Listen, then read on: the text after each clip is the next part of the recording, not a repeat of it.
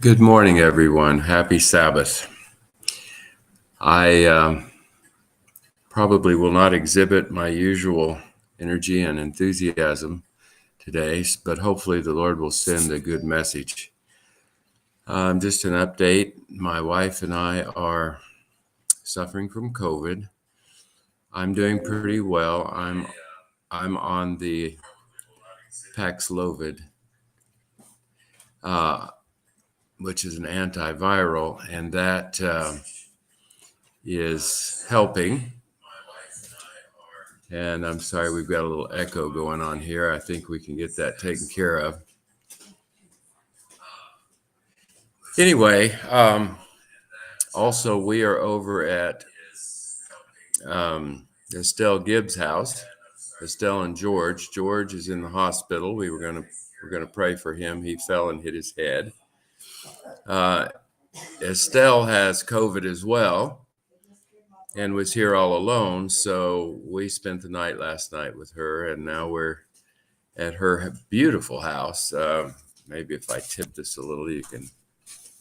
Anyway, the lighting is so bright from the morning sun that the background doesn't show in its full glory, but there's a fountain and a pond out there, and we are very pleased to be able to help Estelle as she is sick, and we are not worried about catching it because we already have it.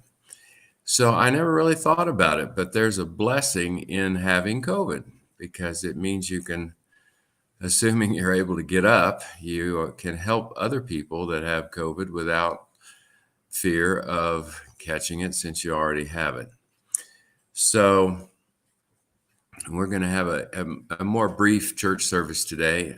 Clearly, you can probably tell from my voice that I'm not really up for singing. We're just going to have some time to talk together, and I will present a message entitled Insecurity. And I'm looking forward to sharing that, and I hope you'll all be praying for me that I will be able to think straight and do all the things that it takes to present something from the Lord. Let's bow our heads.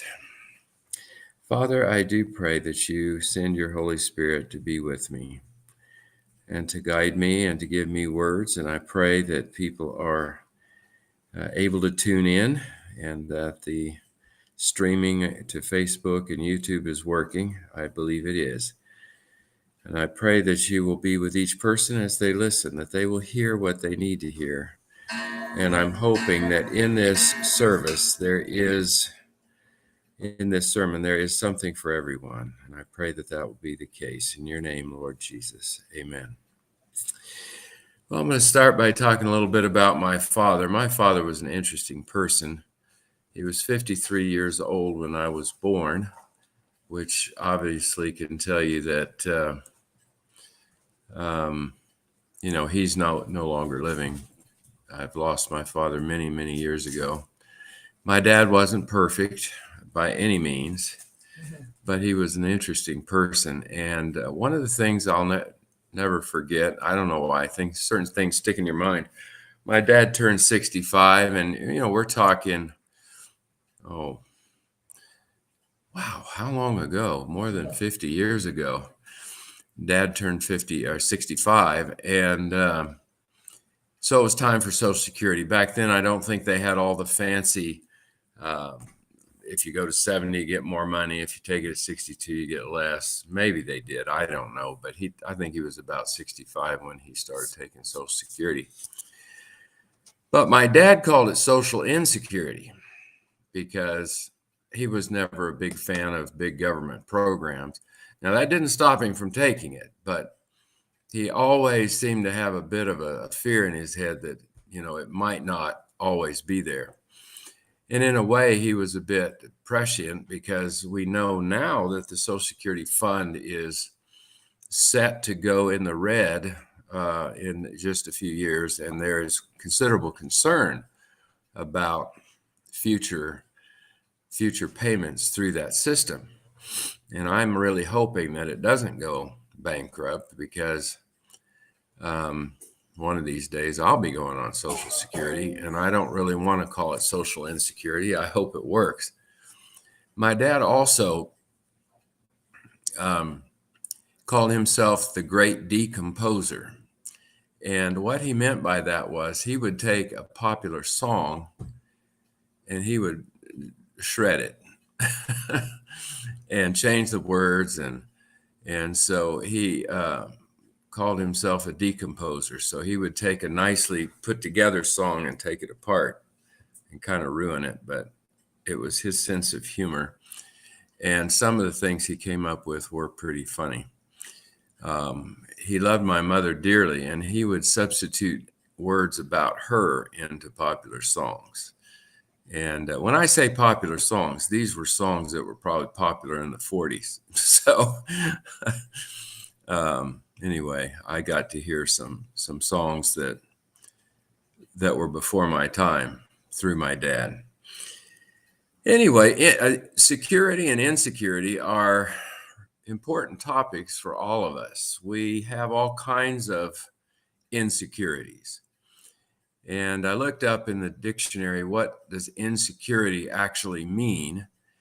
And the best definition is lack of security. Well, what is security? Security is feeling safe. And there are many ways that we can. Samir, I'm getting word that people are only seeing a black screen. Well, it shows that I'm feeding a good screen, so I have no idea what's going on.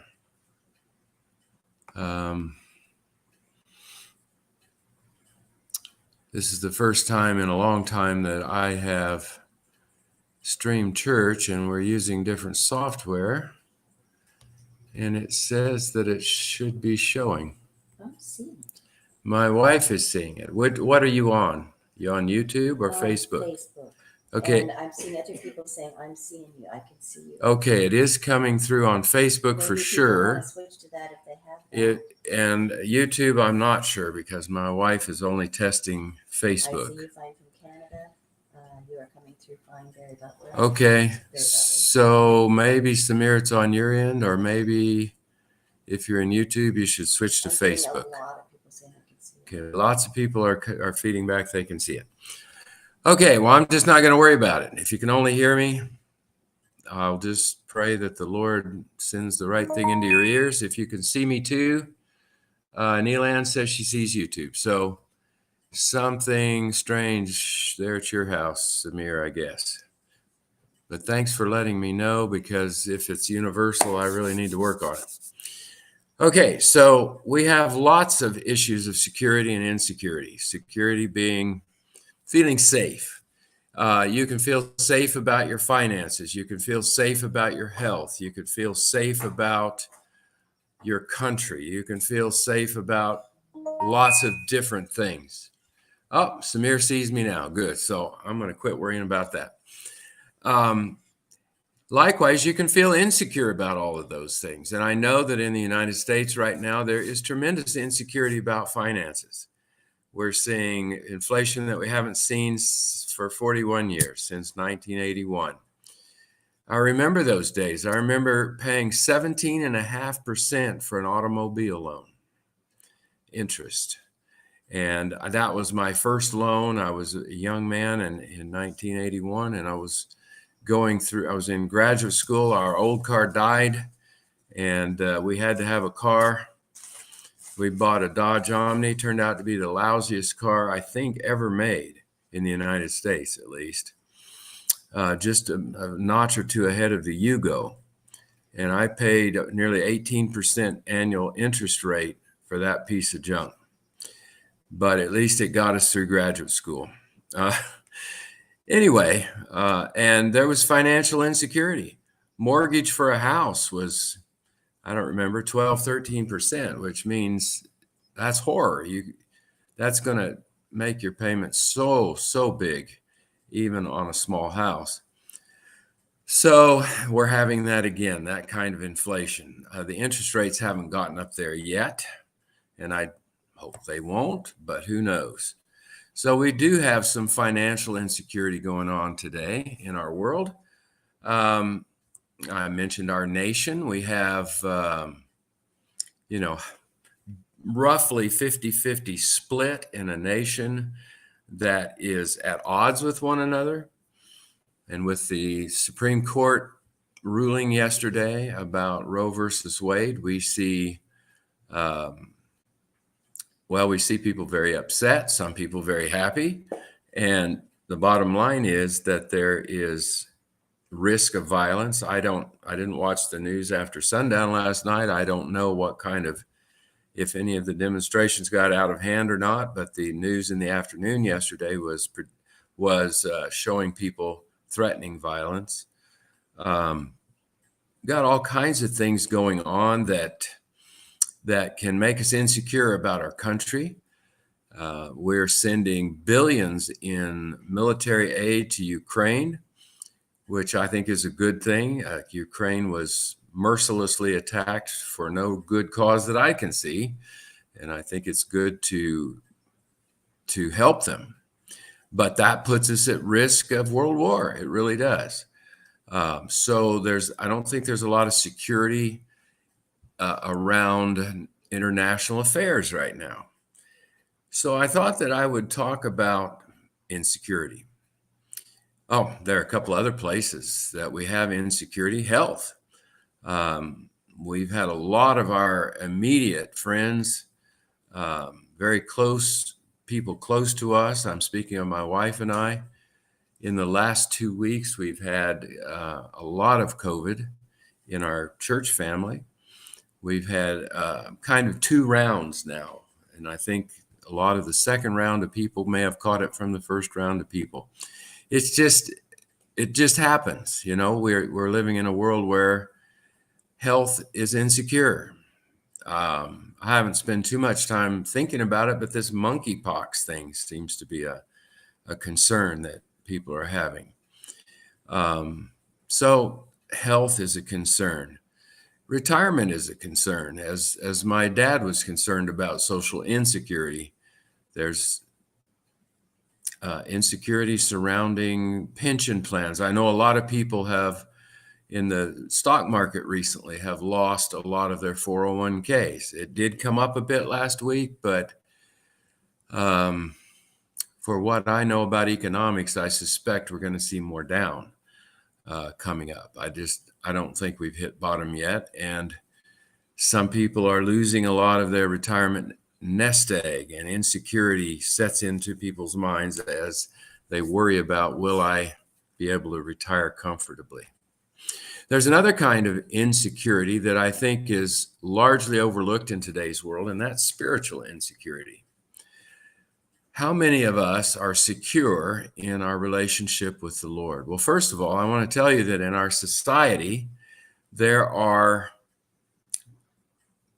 I don't know how many, but probably in our nation of 330 million, there's probably a good half of them, maybe 150 million people who really don't have any meaningful belief in God at all.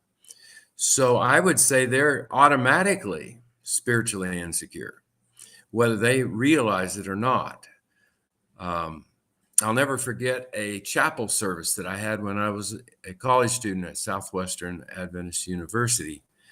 We had a rather accomplished, I forget what he was, what he had done in his life, but he was a person with great accomplishments, a Jewish man who came to our chapel to explain his, I would say, secular Jewish viewpoint on life. And he came right out and said to 700 students, I have no belief in an afterlife. When I die, I'm going to rot in the grave. No resurrection. No going to heaven when you die. No, none of that. I'm just dead and I'm gone. And my only hope for immortality is for people to read the books that I've written and for people to know my children and the influence that I had over them. And I remember thinking, as someone raised a Christian who believes in the resurrection, I remember thinking, what a terrible, dark view of the future. I don't think it bothered as many of the other students as much as it did me, because 20-year-olds generally aren't thinking about death. But I've always, I don't know, I think been a little bit more serious thinker than some of my peers. And I already knew that, hey, when I'm 90 or whatever, I probably die 70 years away, but it's real. It's out there. And for me, the idea of losing my consciousness, ceasing to exist, is actually the most horrible thought I can think. And I was shocked that someone could just stand up there and smile and say, when I die, I'm gone. That's that. I'm cool with it, because I'm not cool with it. I don't think that we were meant to die. I think when God created the earth, he said it's very good. And I believe that he wanted us to live forever. And if you believe the Genesis account, as I do, there was a tree of life, and access to the fruit of that tree guaranteed continued health.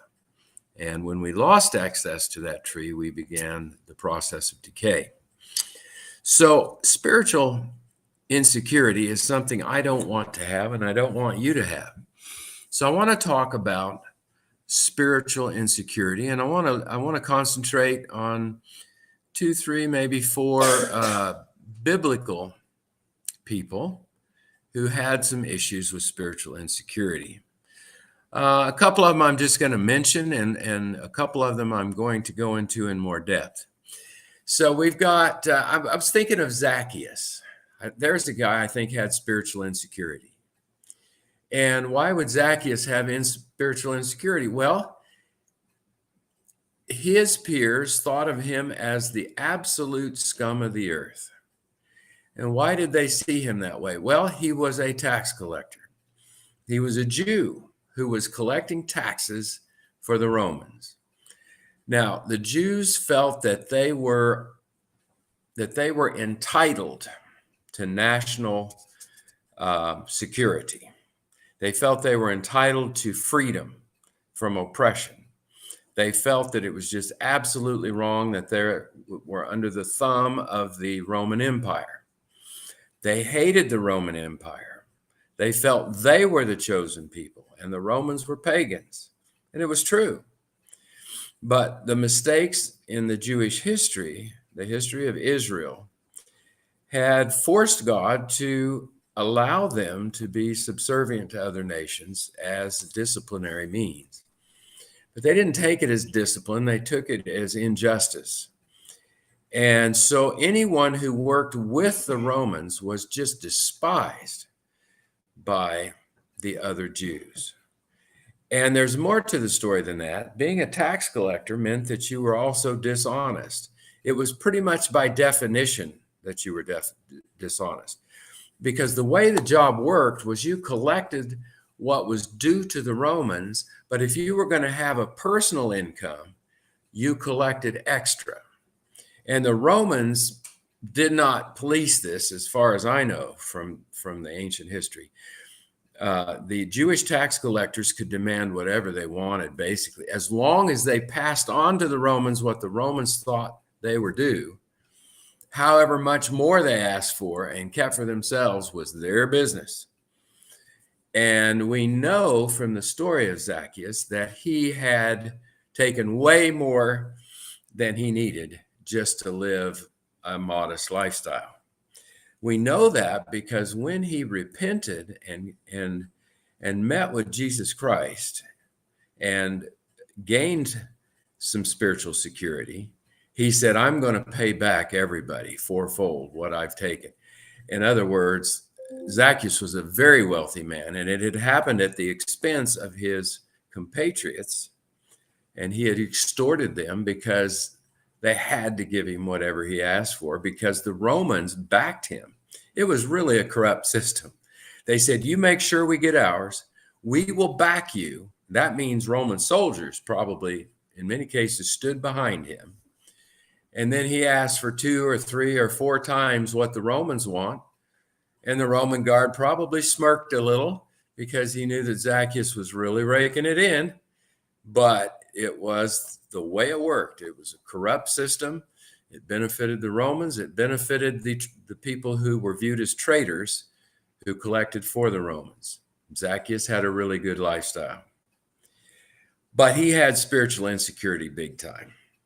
And I think we understand quickly how insecure he was. He was also a man of very short stature. We know that. And so he had heard about Jesus. And when Jesus came through his town, he thought, maybe this man is someone different, because he had been put down by religious rulers all the time. Sorry, I forgot. Let me put this phone on Do Not Disturb. As I've told you several times, the only problem with that is remembering to take it off. But I have two people here to remind me. So most of that stuff I get is spam calls anyway. So Zacchaeus had spiritual insecurity so bad that to see this new teacher who he thought might not say, you're hopelessly bad, he was really serious about seeing him. And he thought Jesus might listen to him because he realized that he had touched lepers, not only healed them, but touched them, which was unheard of. He knew that he had worked with demoniacs. He knew that he had a history of touching the untouchable, speaking to the unspeakably worthless people. Now, I say that in quotes because Jesus didn't see them that way, but the contemporary people did. The unclean, the unworthy, these were the people that Jesus was spending time with. In fact, the Jewish leaders said of him, we know he can't be the Messiah because he eats with sinners. And when you eat with someone, you're socializing. You're showing them that they're worthy for you to come under their roof. And they just couldn't take that. But Zacchaeus thought, I might have a chance here to find my spiritual way. So he wanted it bad enough to climb a tree. And we say sycamore tree, not sure exactly what kind of tree that was. But I do know that when I was a little kid and I wasn't very tall, if you couldn't reach that first limb, it was pretty hard to get in the tree. And I'm not sure that getting in a tree and climbing it was terribly easy for this grown man, but he did it. And he was just hoping to see Jesus and maybe get a glimmer of hope in his very spiritually insecure soul. I'm sure he wasn't expecting Jesus to stop. And when Jesus stopped, it meant 1,000 people stopped because he was pressed in a crowd, always. Stopped and looked up and said, hey, I want to come have lunch with you today. And Zacchaeus was astonished to be accepted. And he came down. This is a great story. Jesus said to him, salvation has come this day to your house. And he said, hey, I'm going to pay everybody back. And from this, we learned something about spiritual insecurity. It does have a cure, and his name is Jesus. Jesus accepts you no matter what your spiritual insecurity is. He accepts me no matter what my spiritual insecurity is. And when we see Jesus, we see someone who can solve our problem. And Zacchaeus proves that when we really see Jesus, that change occurs in our life. Instead of taking money from others, he was ready to give back. I suppose a lot of us are curious, did he keep on collecting taxes for the Romans? I don't know. But if he did it honestly. So there is one example. Moses is my second example. And I really like and love this example. Moses lived a long life of 120 years. And there were times in his life when he had great security, he thought. Now, this is one principle with spiritual security. If you feel terribly secure, it probably means you're